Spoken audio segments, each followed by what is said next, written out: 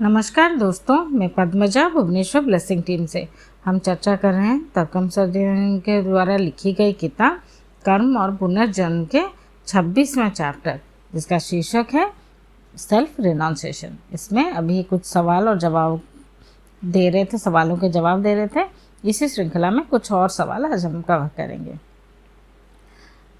पहला सवाल, क्या यह सत्य है जिस महीने में आप मरते हैं उसी महीने में ही आपकी पुनर्जन्म होती है? तो उत्तर में लेखक लिखते हैं शायद, लेकिन ज़रूरी नहीं है। नेक्स्ट सवाल है, यदि कोई मेष राशि में मर जाता है और वो मेष राशि में वापस आता है, तो क्या इसका मतलब है उसने अपना जो लर्निंग्स थे वो उसने नहीं सीखा?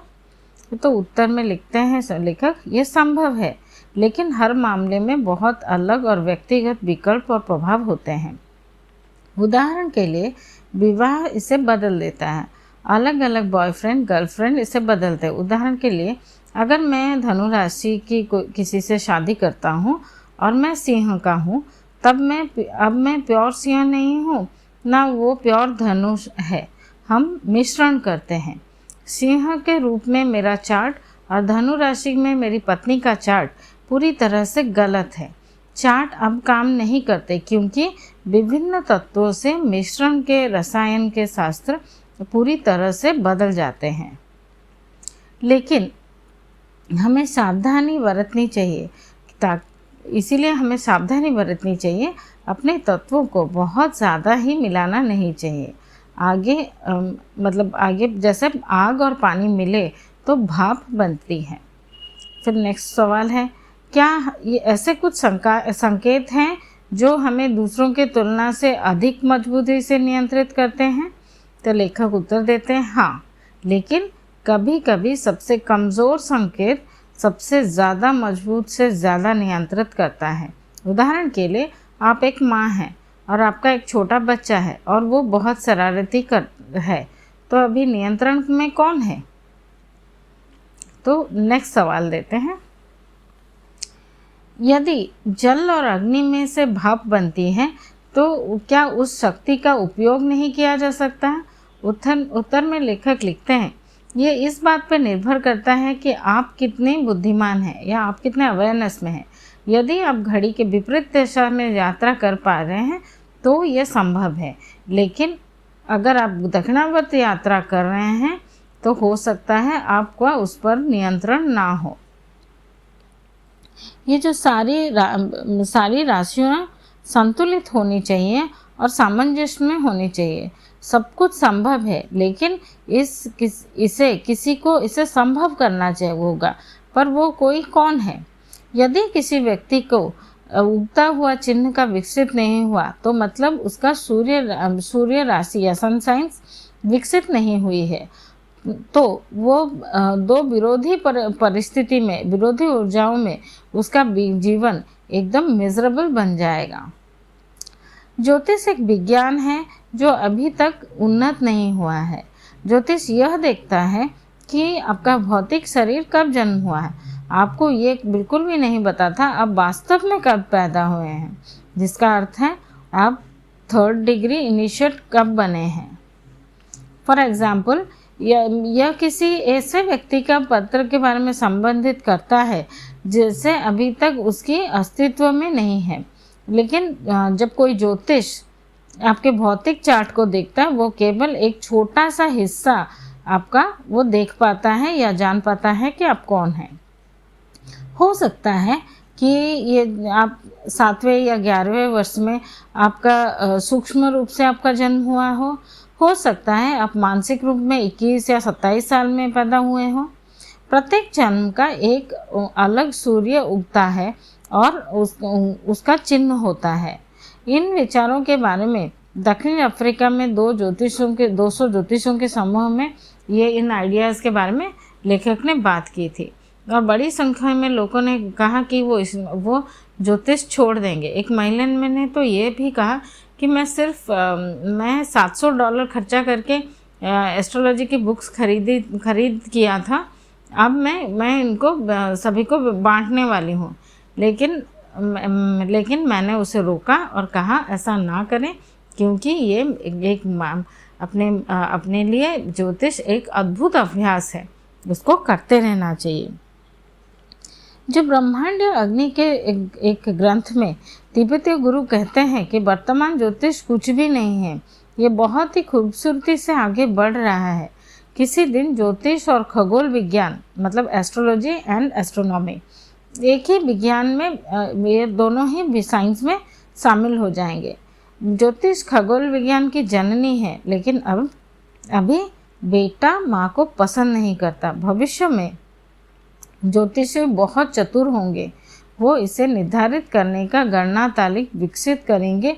यहाँ पे एक परिवार में कौन सा चिन्ह हावी है, मतलब एक परिवार में अलग अलग राशियाँ अगर हैं तो कौन सा चिन्ह हावी है वो लोग निर्धारित कर पाएंगे। ये यह भी निर्धारित करने में सक्षम होंगे कि प्रमुख चिन्ह कितने प्रतिशत परिवार में विभिन्न सदस्यों को प्रभावित कर रहे हैं। भविष्य में ऐसा एक जीनियस आएगा जो ऐसा एक लेज़र बीम मशीन बनाएगा जो हमारे सूक्ष्म जन्म और मानसिक जन्मों का क्षणों का पता लगाएगा और हमारे विचारों को भी देख पाएगा। महान संत कहते हैं कि अधिकांश मानवता और वैज्ञानिक इससे घृणा करेंगे। यह जानना महत्वपूर्ण होगा कि यह राशि में किस राशि में आपका जन्म हुआ है, वो सटीक स्थान जहां आपको होना चाहिए और आपको वास्तव में उस चिन्ह पर महारत हासिल करने का प्रयास करना चाहिए। एक बार जब इसे कर लेते हैं, आप 1000 साल आगे बढ़ जाते हैं। वामामर्त ज्ञान का निर्णय मीन राशि में किया जाता है। आपका जन्म मीन राशि में नहीं हुआ तो कोई बात नहीं, आप मीन राशि के महीने में यह निर्णय ले सकते हैं। उदाहरण के लिए मान लीजिए कि एक लड़की के 15 बॉयफ्रेंड थे और अचानक से वो फैसला करती है अब और नहीं। ये एक वामाव्रत क्रिया है। वैसे ही एक लड़का इधर उधर चोरी करता है, लोगों को ठगता है, धोखा देता है, फिर अचानक से ऐसा नहीं करने का फैसला करता है, ये भी अपनी दिशा बदल देता है।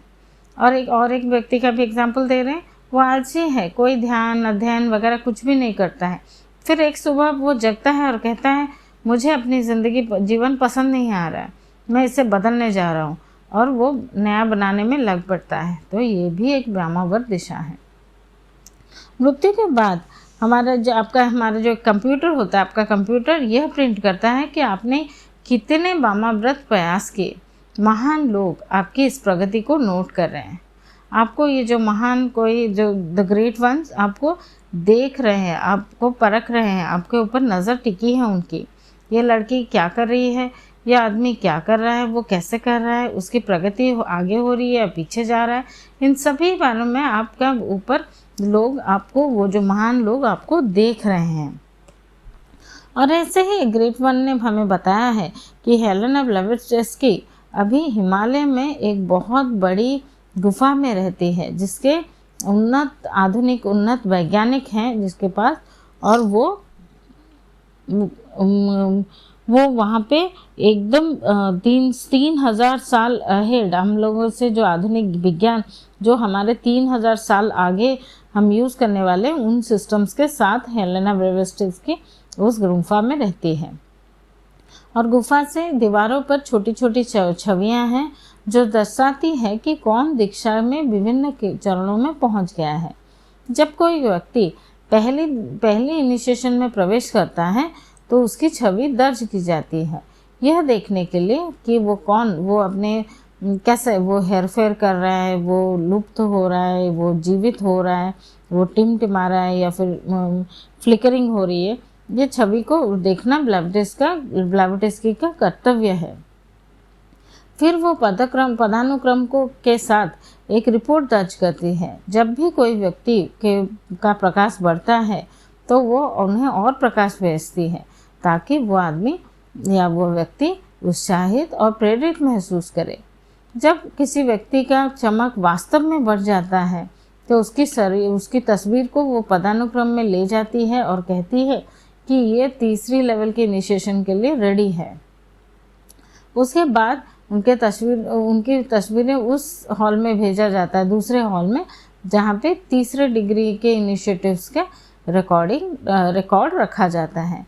अन्य हॉल में ऐसे ही दूसरे हॉल हैं जहाँ पे चौथा और पांचवा डिग्री इनिशिएटिव्स की भी छवियाँ हैं, जिसकी निगरानी उच्च जो हमारे जो एडवांस हाई इनिशिएट्स हैं वो मॉनिटर करते रहते हैं।